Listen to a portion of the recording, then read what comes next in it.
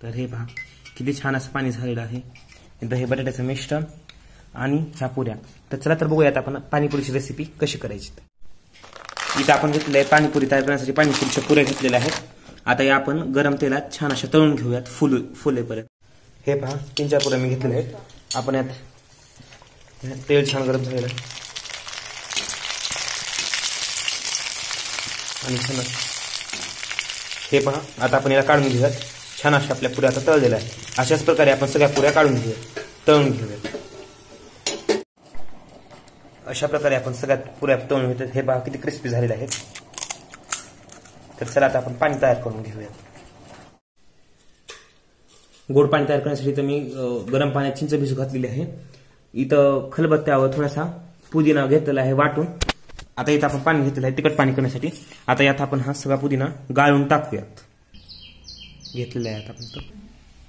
इथं मी 2 चमचे घरचं हे जे लाल तिखट आहे ते टाकून घेतो आहे. इथं आपण पाणीपुरी मसाला घेतलेला आहे हा टाकून घेऊयात. चिंच तर इथं मी खलबत्त्यावर चिंचेचं कोळ काढून घेत आहे.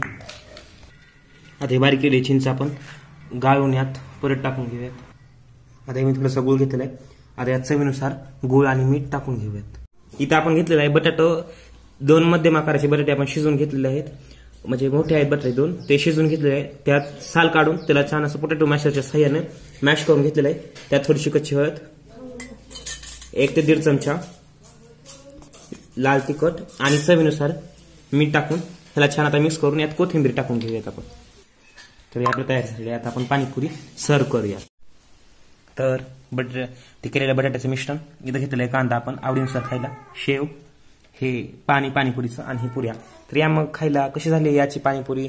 रेसिपी आवडल्यास लाईक करा, शेअर करा, सबस्क्राईब करा. नक्की भेटूया पुन्हा एका अशाच नवीन व्हिडिओ सोबत. तोपर्यंत